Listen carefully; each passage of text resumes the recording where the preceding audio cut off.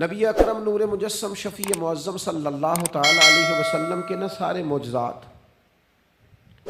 ان لوگوں نے اپنی آنکھوں سے دیکھے تھے، اور ایک دوسرے کے سامنے بیٹھ کے حضور کی تعریفیں کرتے تھے کہ میرا بھتیجا ہے، اس نے کبھی جھوٹ بولا ہو، ہے کبھی امانت میں خیانت کی ہو، ہے کبھی اس کے اندر کوئی نقص دیکھا ہو۔ وہ تعریفیں، وہ خوبصورتیاں، وہ رعنائیاں۔ لیکن جب حضور نے اعلان نبوت کیا نا، اب وہ جو خواہشات نفسانیہ تھی نا، وہ جو باطن کے اندر خواہشات مچلتی تھی، میں سردار ہوں، میرے ڈھیر سارے غلام ہونے چاہیے، میں کسی کو اپنا داماد قبول نہیں کرتا لہذا بیٹی کو زندہ دفن کروں گا، میں یہ کیسے قبول کر لوں کہ غریب آدمی میرے برابر میں آ کے بیٹھ جائے، برادری کی اونچ نیچ کیسے چھوڑ دوں۔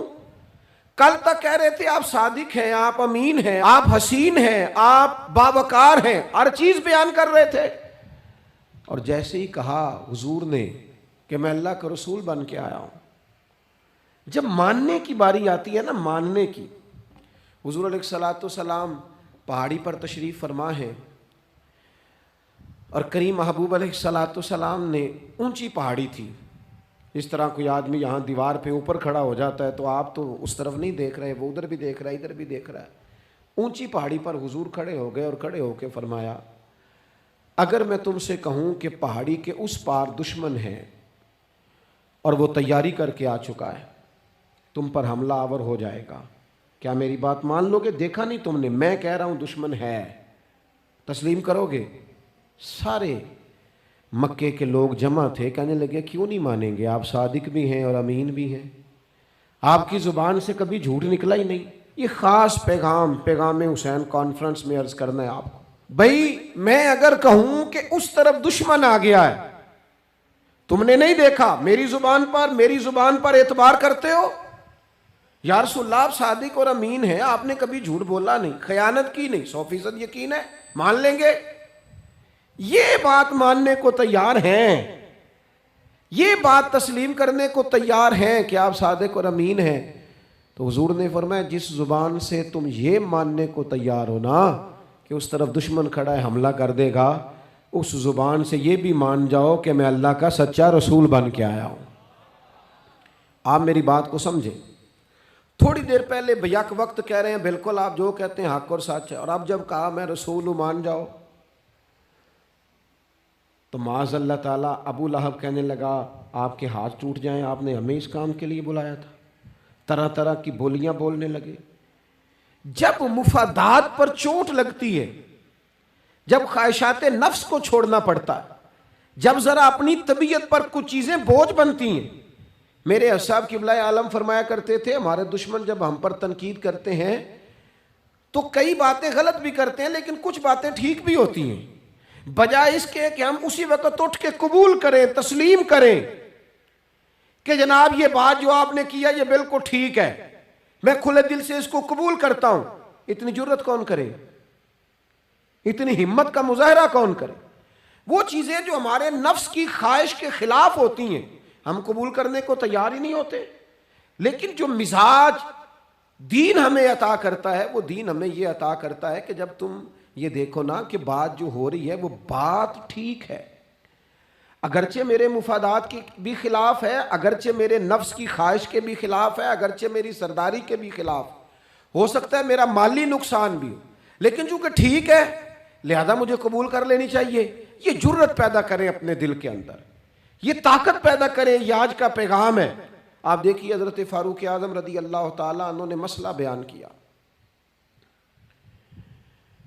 تو جناب فاروق اعظم رضی اللہ تعالیٰ عنہ نے اس مسئلے میں عورتوں کے مہر کے متعلقہ، جو حق مہر ہوتا ہے خاتون کا، اس کے متعلقہ جناب عمر نے کوئی مسئلہ بیان کیا۔ تو آپ جمعہ پڑھا کے باہر نکلے تو ایک خاتون کھڑی تھی دروازے پر، کہنے لگی امیر المومنین حد ہو گئی ہے، آپ عورتوں کو مہر لینے پر پابندی لگا رہے ہیں، اتنا لینا اتنا نہ لینا، اور اللہ رسول نے کھلی اجازت دی ہے جتنا مرضی لے لیں۔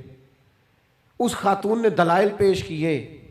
اب امیر المومنین کے سامنے ایک تو ہے کہ عام مرد کے سامنے عورت بات کرے تو لوگ قبول نہیں کرتے، اور 22 لاکھ مربع میل کا حکمران، اور جس کے بارے میں معروف ہے کہ ان کا درہ ہر وقت چلتا ہے، اس خاتون نے جناب عمر سے کہا کہ جناب مسئلہ یوں ہے، آپ نے یوں بیان کیا ہے۔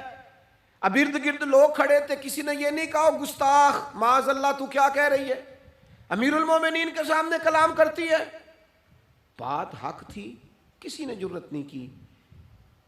ایک شخص حضرت عمر سے کہنے لگے حضور آپ کچھ بولتے کیوں نہیں، کچھ تبصرہ کریں۔ فرمانے لگے بولنا کیا ہے، ایک مرد نے خطا کی ہے اور ایک عورت ٹھیک کہہ رہی ہے، اس کی بات درست ہے، میں کھلے دل سے قبول کرتا ہوں۔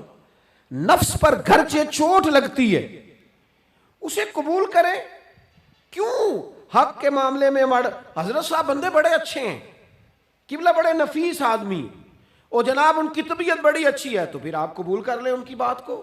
کہتے ہیں آپ دعا کریں میرے لیے میں قبول کر لوں، آپ دعا کریں میں ٹھیک ہو جاؤں۔ او خدا کے بندے، جسے تو ٹھیک سمجھ رہا ہے اس کی بات کو قبول کر، اس بات کا قائل ہو جا، اس پر عمل کر۔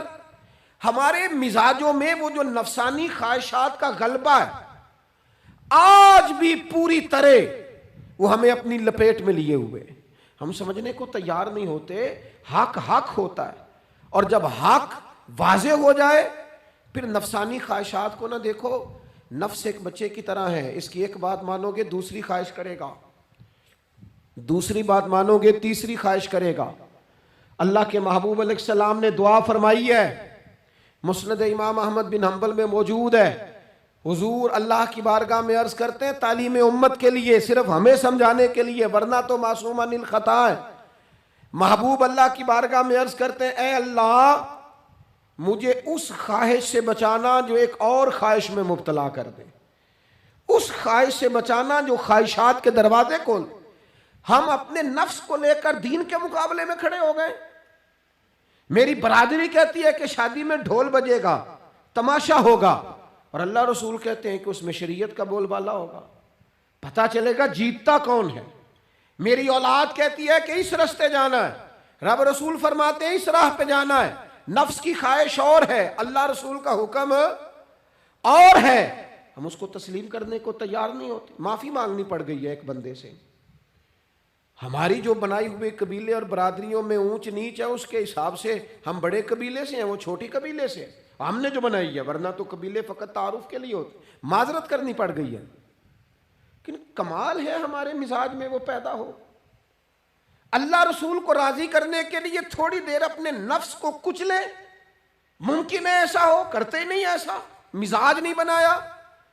ہمارے نفس کی خواہش کے مطابق اگر چلے پھر سارا، آپ یقین کریں لوگ استادوں کے پاس جا کے عزتیں اور پروٹوکول ڈھونڈتے ہیں، پیروں کے پاس جا کے عزتیں اور پروٹوکول ڈھونڈتے ہیں، ایسی جگہوں پہ جہاں پروٹوکول دینے کی باری تھی وہاں بھی لینے کے چکر میں پڑ جاتے۔ دینی کاموں میں اگر چار لوگ ایک جگہ پہ اکٹھے کیے جاتے ہیں نا، یہاں دینی کام کر لو، تو وہاں جھگڑا شروع ہو جاتا ہے۔ دینی کام تو کرنا ہے پر آگے کون لگے گا، دینی کام تو کرنا ہے پر اس میں سربراہی کس کو ملے گی، دینی کام تو کرنا ہے اس میں نام کس کا ہوگا، اس میں بڑا قد کس کا شمار کیا جائے۔ اس طرح قومیں آگے بڑھتی ہیں، اہل حق اس طرح ہوتے ہیں، سب سے آگے اپنے نفس کو رکھا جائے اور پھر انسان کا انقلاب آ جائے، یہ کیسے ممکن ہے؟